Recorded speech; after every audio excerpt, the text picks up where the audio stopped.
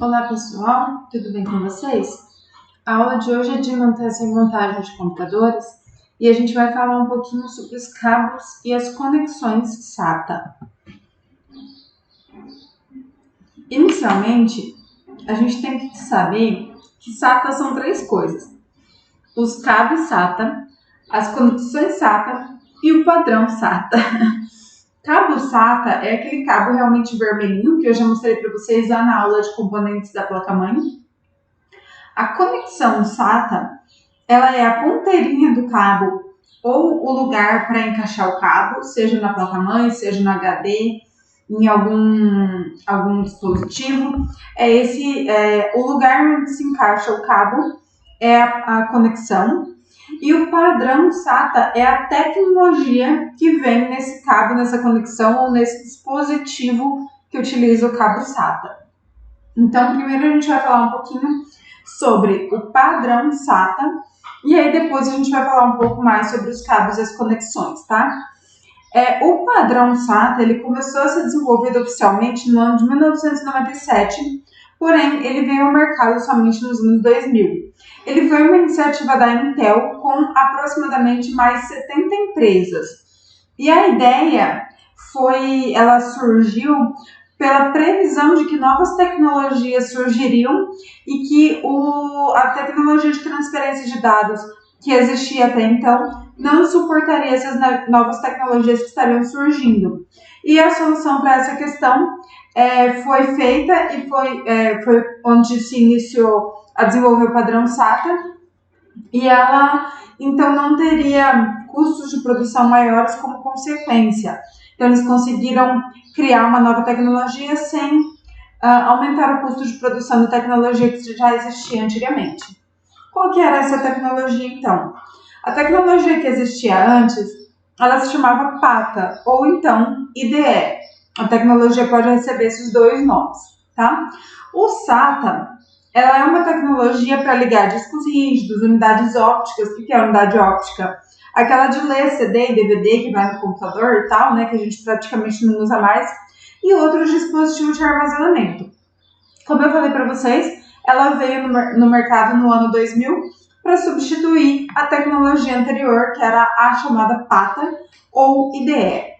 SATA significa Serial ATA. E a outra tecnologia chamada de PATA é porque ela é Parallel ATA.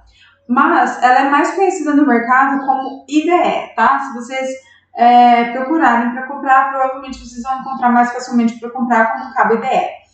Essa é a mesma foto que eu deixei para vocês lá no slide de componentes da placa-mãe. Aqui um HD com conexão IDE e o cabo com conexão IDE também para se ligar nesse HD. Aqui a gente tem um HD com conexão SATA e aqui um cabo SATA com conector SATA na ponta também. Vocês podem observar a diferença de tamanho desses conectores. O SATA é bem menor, tá? O IDE, ele fazia a transferência de dados de vários bits por vez, só que um do lado do outro. Já no SATA, diferente do IDE, a transmissão ocorre um atrás do outro. Então funciona assim. O SATA, ele tinha aqui vários fios dentro daquele cabo grosso, né? Vários fiozinhos. E quando iria se enviar um bit ou um pacote de bits, ele vinha aqui e enviava um bit em cada fiozinho desses de maneira paralela, um do lado do outro. Já o SATA, ao contrário, ele pega um fiozinho somente e ele envia diversos bits em fila, assim, ó, um atrás do outro. O IDE, ele é mais largo porque ele tem vários fios dentro do cabo. Existem cabos IDE de 40 e de 80 fios. O cabo SATA, ele tem apenas 7 fios lá dentro. E a gente já vai ver qual que é a funcionalidade dessa quantidade de fios, tanto no IDE quanto no SATA. No IDE, a transmissão paralela de dados, ela levava 16 bits por vez. Então, pegava 16 desses fiozinhos e mandava 16 bits. O único problema, um dos maiores problemas do cabo IDE é que ele tinha muita perda nesses dados. Por quê? Porque tinha muito ruído que atingia esses dados e aí eles iam se perdendo durante a transferência do cabo IDE. E aí, para lidar com esse problema, inicialmente, esses cabos com problemas de ruídos eram os de 40 fios. Para lidar com isso, eles pegaram e colocaram um cabo com 80 fios. Ou seja, 40 vias ficavam para transmissão de dados e as outras 40 restantes tentavam atuar como uma espécie de blindagem para diminuir o ruído nas outras vias que realmente transportavam dados. Gente, tá escrito aqui o uso de cabos flat. Cabo flat é outro nome dado ao cabo IDE ou cabo PATA, tá? Por que flat, prof? Porque flat é alguma coisa achatada. E vocês vão ver aí na imagem do cabo que ele é bem fino e como se ele tivesse sido apertado e achatado. Então ele é chamado de cabo flat, tá? Aqui, essa imagem mostra que esses cabos de 40 fios ou 40 vias e esse aqui de 80 fios. Prof, como é que você sabe só olhando? Dá para ver que nesse aqui dá para ver nitidamente a marcação dos fios, porque eles são mais separados. Nesse daqui não dá para ver tão nitidamente a marcação dos fios, porque eles acabaram sendo condensados para caber num cabo da mesma espessura. Vocês podem ver que esse daqui não é mais largo que esse. O conector também é o mesmo. Por quê? Porque aqui ainda são só 40 fios que atuam na transmissão de dados, né? Os outros 40 vão atuar só em blindagem. Então, os de blindagem não precisam entrar no conector. Então, o conector é o mesmo para o cabo de 80 e para o cabo de 40. E a espessura do cabo também é a mesma. Dá para identificar visualmente um cabo de 40 fios e um cabo de 80? Porque o cabo de 40 fios tem os fios muito mais espaçados do que o cabo de 80 fios. Até legal quando a gente pode pegar esses cabos na mão, passar a unha no cabo de 80 fios, que dá para sentir certinho a divisão dos fios, tá? E aí, no caso do padrão SATA, ele é um cabo mais blindado, onde o ruído praticamente não existe. Então, a gente fala que ele é um cabo de 4 vias. Só que ele é um cabo de 4 vias com 7 fios. Nunca se esqueçam disso, tá? Ele tem 7 fios e 4 vias. A gente já vai entender por quê. Ele é um cabo com dimensões reduzidas. Então, o espaço interno do computador é melhor aproveitado porque ele é um cabo que vai permitir maior circulação de ar, vai permitir que os cabos fiquem melhor organizados dentro do computador. E ele também é um cabo que pode ser maior do que o cabo IDE, que ele pode chegar a trabalhar até 1 metro sem problema nenhum. A tecnologia SATA, ela trabalha com frequências maiores comparadas ao IDE. O que isso quer dizer? Quer dizer que ela manda mais bits em uma determinada quantidade de tempo do que o IDE, tá? E aí, quanto maior a frequência, maior é a quantidade de dados transmitidos de uma vez. Só que aí, essa maior frequência abre mais espaço para ruído. Então, a transferência serial, a transferência do SATA, ela permite uma maior proteção contra esse problema de ruído. O padrão IDE, ele tem a sua velocidade limitada por causa dessa quantidade de ruído. Por quê? Porque se ele aumentar a frequência para conseguir mandar uma maior quantidade de bits por vez, acaba que acontece muito ruído na transmissão, os bits não chegam, e então não adianta nada mandar um monte, sendo que nada vai chegar. É melhor mandar uma menor quantidade de bits, sabendo que eles vão chegar de maneira íntegra e com pouco ruído. A última tecnologia IDE que foi lançada, ela permite uma taxa de transferência de até 133 megabytes por segundo. Essa é a maior tecnologia, a maior taxa de transferência das tecnologias IDE que foram lançadas no mercado. Quando o padrão SATA foi lançado, dava para instalar ainda HDs do tipo IDE com interface SATA. Eles utilizavam algumas placas adaptadoras colocadas lá na placa-mãe para transformar o SATA em IDE e aí conseguir ligar o IDE no HD, né, no HD com a placa-mãe.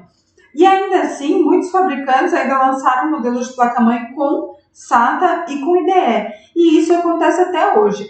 Normalmente a gente ainda vê uma porta IDE nas placas-mãe para caso ocorra da pessoa ter um dispositivo antigo, ela conseguir ligar o seu dispositivo IDE ainda na placa-mãe. Essa daqui é a placa adaptadora, tá? Que transforma SATA em IDE.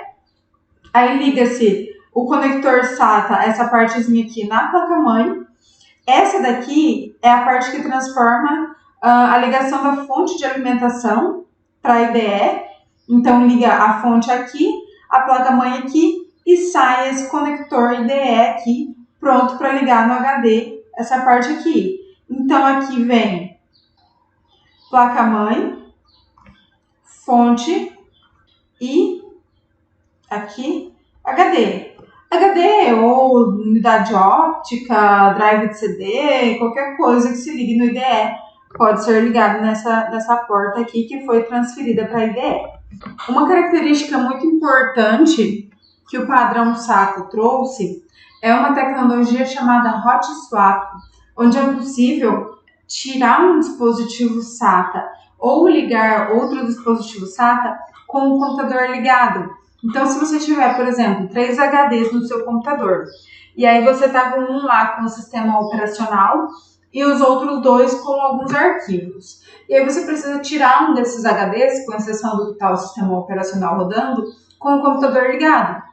Não tem problema nenhum. Você pode ir lá, abrir o seu gabinete, desplugar o HD e levar ele para onde você quiser, ligar no outro computador que já está ligado. Não tem problema nenhum. Outra coisa que também o padrão SATA trouxe, que é muito importante, é um equipamento chamado Port Multiplier. Ele vai funcionar como se fosse um hub de porta SATA. Então, ele vai pegar uma única porta SATA e vai transformar em diversas portas. Assim, ó, a gente vai ligar o cabo SATA aqui, que vai ser ligado na placa-mãe. E aí, aqui vai ser uma fonte, que já vai vir com o hub, provavelmente. E aí vai ter essas diversas portinhas SATA saída aqui, para você poder ligar diversos dispositivos. Então, você usa uma única entrada, uma única conexão SATA, e ela te disponibiliza aqui, nesse caso, 5 novas conexões SATA para você poder ligar na sua placa-mãe. Às vezes, você compra uma placa-mãe que ela tem poucas entradas SATA. Então, você consegue, através desse hub, ligar diversos dispositivos SATA em uma única entrada da placa-mãe. Antes da gente falar um pouco sobre as tecnologias SATA, eu quero explicar algumas coisas para vocês. Então, eu vou começar aqui com o cabo IDE. O cabo IDE, normalmente, ele tem 40 vias, certo? Dessas 40 vias, a gente divide assim: 16 para envio,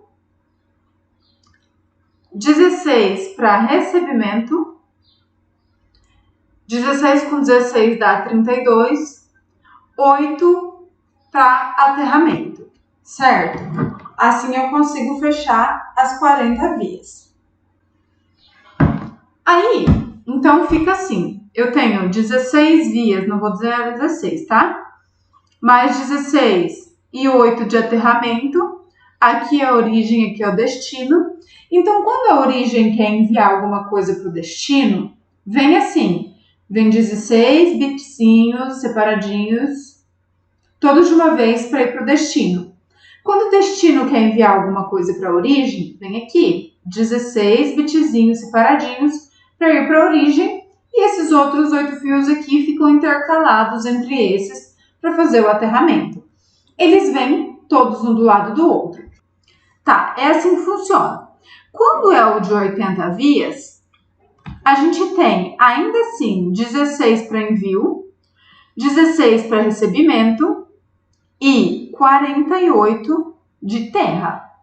Então fica ainda 16 vias para envio, 16 vias para recebimento e 48 vias para aterramento. Então essas 48 ficam distribuídas entre essas outras 32.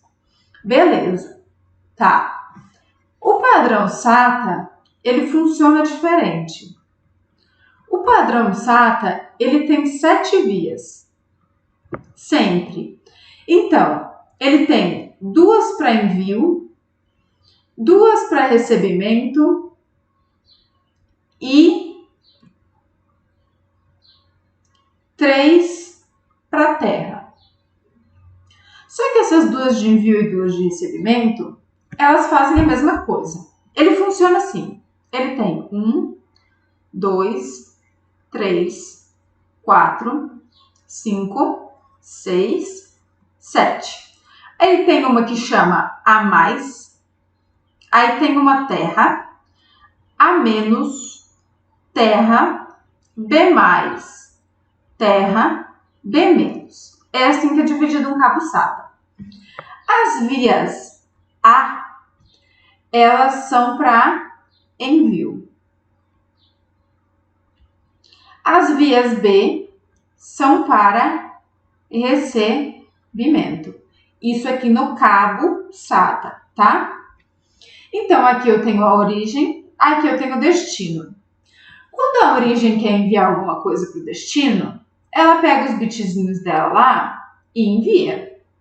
Um atrás do outro, bonitinho, tá? O que acontece? Acontece que o A- pega esses bits e envia uma cópia clonada também. Então, o A+ e o A-, eles enviam a mesma coisa para o destino. Mesma coisa na hora de receber. O B+ faz o recebimento dos bits. O B- faz o recebimento dos mesmos bits. Professora, para que isso? Para que enviar a mesma coisa? Eu estou usando 2 vias para fazer a mesma coisa. Para quê? O computador do destinatário vai pegar o pacote que chegou em A+, lógico, não é bit por bit, é o pacote total, e vai pegar o pacote que chegou em A- e vai comparar. Os dois estão iguais? Se os dois estão iguais, ele dá um ok. A transmissão foi feita, beleza? Chegou tudo bem. Se estiver diferente, ele fala assim, opa, tivemos um erro na transmissão. Reencaminha para mim o pacote de maneira correta. Então, o cabo SATA, ele acaba sendo bastante seguro porque ele tem essa conferência dos dados na hora que chega. Aí vocês vão falar para mim, fala, professora, mas então, por que o IDE não é mais rápido que o SATA, já que ele envia 16 bits de uma vez e o SATA vai enviando um atrás do outro? Porque a quantidade de bits que o SATA consegue enviar em 1 segundo é maior que a quantidade de bits que o IDE consegue enviar em 1 segundo. Isso aqui se chama frequência. A quantidade de bits vai muito mais rápido no IDE do que no SATA. E aí, como ele é um cabo que tem uma maior segurança a ruídos, a quantidade de bits que chega errada é muito menor no SATA do que é no IDE. Porque o IDE, ele envia 16 bits. Mas aí chega um monte de bit errado, ele tem que reenviar. Aí chega mais um monte de bit errado, ele tem que reenviar. Um monte de bit errado, tem que reenviar. Enquanto isso, no SATA, é muito difícil chegar um bit errado. E aí, quando chega errado, faz um reenvio. Mas ainda assim, é bem mais difícil. Então, o padrão SATA acaba sendo muito mais rápido que o padrão IDE. E é assim que os cabos funcionam, tá? E aí, voltando aqui nas tecnologias, a primeira tecnologia do SATA foi chamada de SATA 1 e ela consegue enviar dados até 150 megabytes por segundo. Já a tecnologia IDE, ela conseguia, na última que foi lançada, lançar 133 megabytes por segundo. Então, ela já chega defasada em relação ao SATA. A primeira tecnologia do SATA, ela recebeu também outros nomes, como SATA 150, SATA 1.0 e SATA 1,5 gigabits por segundo, né? Teoricamente, ela consegue trabalhar com esses 1,5 gigabits por segundo e alcançar até no máximo 192 megabytes por segundo. No entanto, essa tecnologia ela utiliza uma codificação que se chama 8B10B, que dá uma limitada na velocidade do padrão para 1,2 gigabits por segundo, que chega em torno de 150 megabytes, mais ou menos, tá? Significa, eu vou fazer um desenho para explicar o que é essa codificação 8B10B, que fica mais fácil da gente entender. Vou escrever aqui, codificação 8B10B. Quando uma origem vai enviar um pacote, ela pega o pacote, isso aqui a gente já viu lá na aula de redes, né? Ela pega um pacote e ela divide ele em pacotinhos menores. Professora, mas a gente não está falando de rede aqui, a gente está falando do HD com a placa-mãe, não importa. Tá? Ela divide ele em pacotinhos menores. Esses pacotinhos, eles têm que ter algumas informações colocadas nele para ter controle na hora de chegar.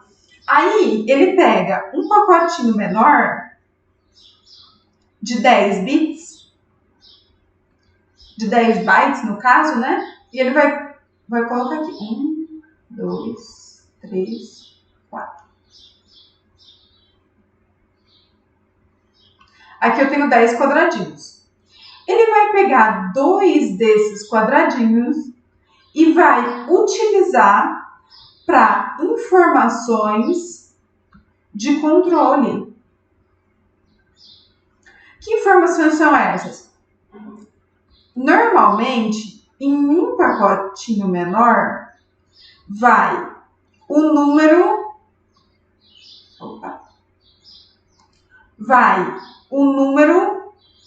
do pacote maior.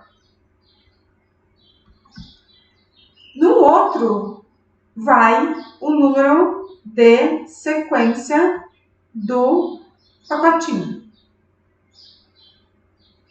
O que é isso, prof? Quando a origem envia um pacote, esse pacote tem um número. Pacote 1, pacote 2, pacote 3, pacote 4. Esse aqui, vamos supor que é o pacote 4. Dentro desse pacote 4, ele tem um número de sequência do pacotinho. Esse pacotinho aqui, que por exemplo é o que ela pegou, é o 1, 2, 3, 4, 5. Então, aqui dentro vai falar que ele pertence ao pacotão 4, pacotinho 5. Então, fica aqui 4, que é o número do pacotão, pacotinho 5. Então, 2 bytes desse pacote de 10 bytes foram usados para informações de sequência. Sobrou o quê? 8 bytes. Codificação 8B10B, tá? Na verdade, ele envia 8 bytes em um pacote de 10 bytes, tá?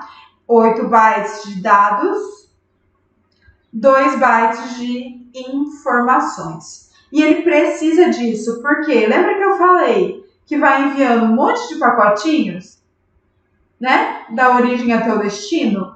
A hora que o destino recebe, ele precisa pegar esses pacotinhos menores e conseguir remontar. Mas pode vir um pacote do pacotão 4, pacotinho 5, pacotão 6, pacotinho 1, pacotão 1, pacotinho 2, e aí aqui ó, outro, pacotão 4, pacotinho 6, E aí ele tem que vir e ficar separando esses caras aqui, esse aqui junto com esse, para montar todo mundo e formar o pacotão de volta e ver se ele chegou certo, tá? Porque não quer dizer que vai ser enviado realmente em sequência.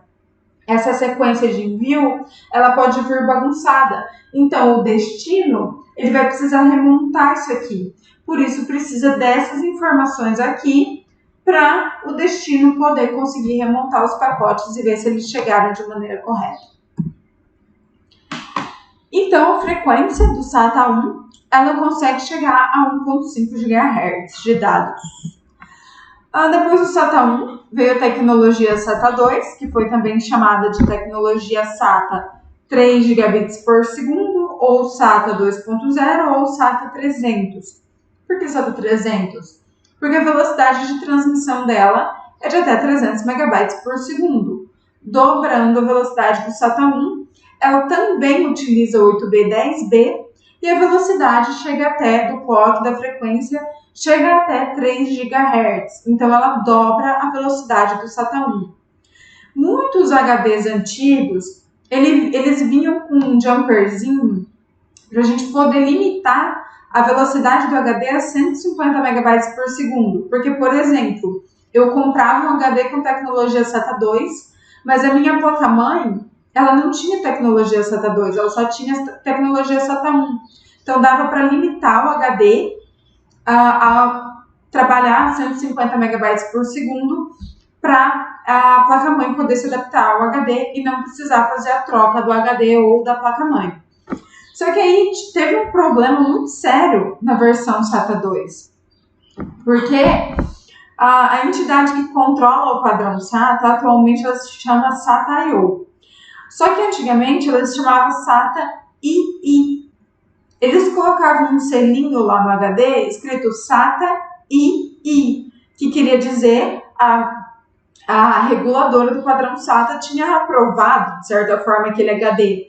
Só que na verdade não era. Eles queriam era confundir os usuários para eles pensarem que o HD que era SATA 1, na verdade era SATA 2. Só que não era. Eles colocavam SATA.ii, o usuário olhava e falava, é SATA 2. Só que não, era SATA 1.0 e eles faziam essa jogada para o usuário achar que era SATA 2. Eles colocavam um selinho da reguladora do padrão SATA. Aconteceu muito na segunda geração de HD SATA, tá? Depois, em 2009, já veio a tecnologia do SATA 3 e ela é que está aí até hoje, também chamada de SATA 6 gigabits por segundo, SATA 3.0 ou SATA 600.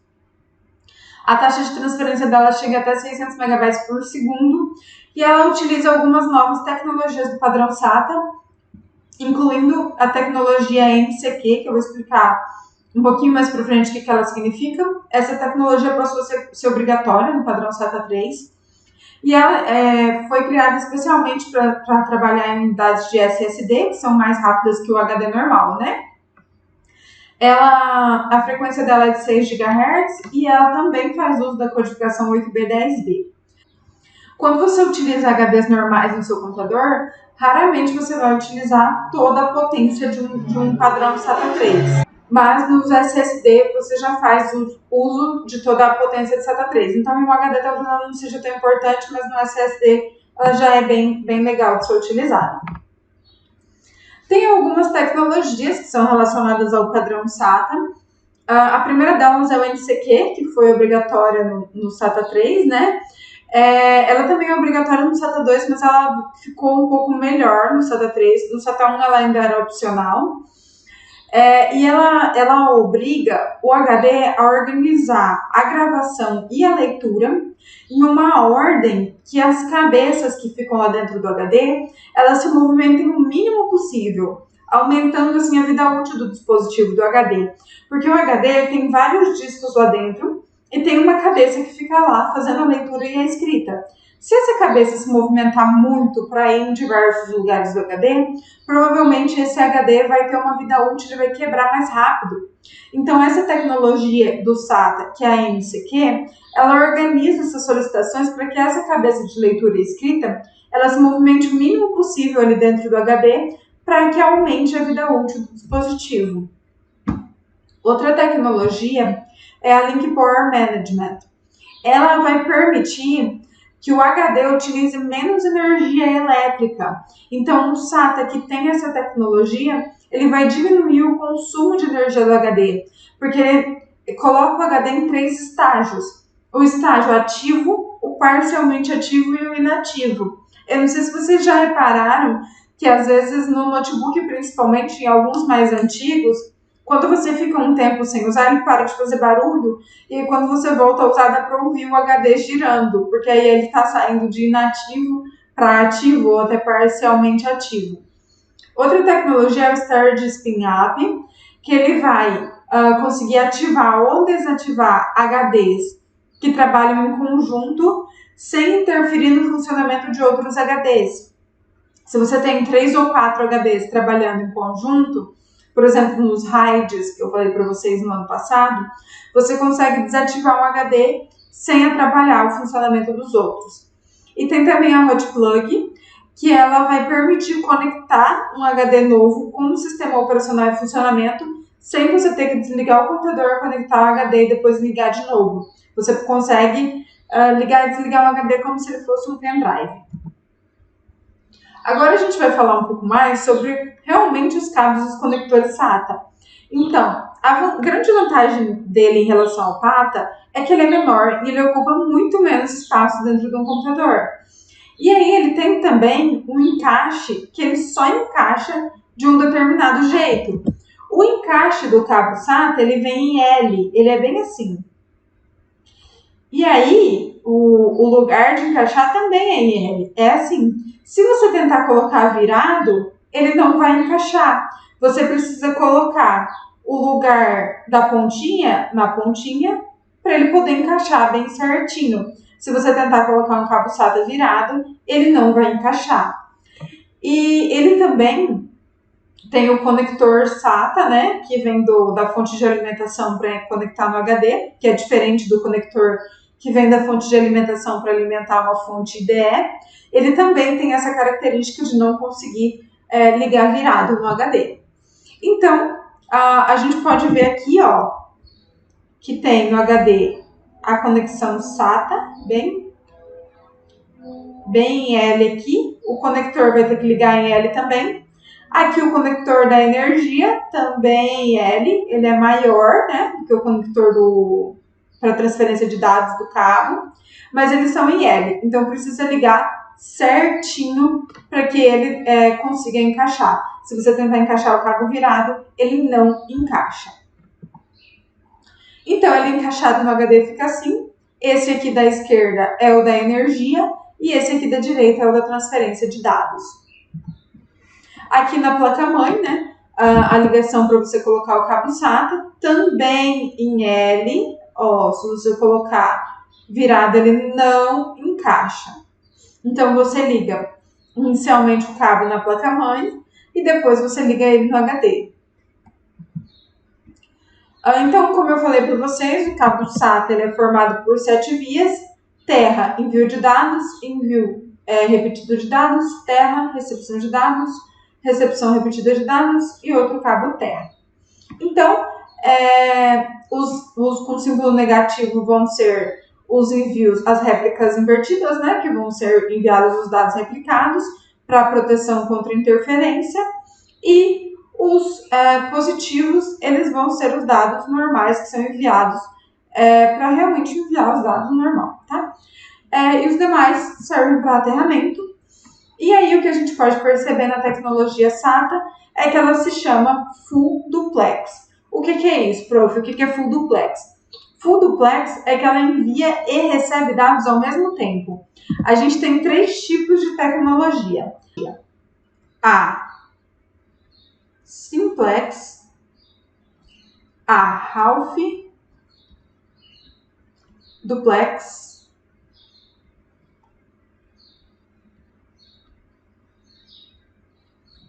e a Full Duplex. A Simplex, ou ela envia dados, ou ela recebe em cabos diferentes. Então, eu preciso de um cabo para enviar e um cabo para receber. A Half Duplex, ela ou envia ou recebe dados no mesmo cabo, porém em tempos diferentes. Ou ela está enviando ou ela está recebendo, nunca os dois.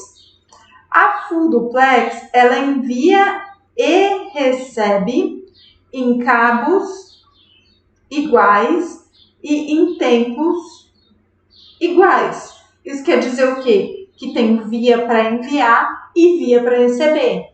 Essa daqui é a tecnologia do cabo SATA. Como a gente já sabe, tem o A para enviar e o B para receber. Ela consegue fazer as duas coisas ao mesmo tempo, tá? Então, pessoal, sobre os cabos e as conexões SATA é isso. Se ficar alguma dúvida, vocês me mandem mensagem no WhatsApp e encaminhem um resumo para mim. Muito obrigada pela atenção de vocês e até a próxima aula.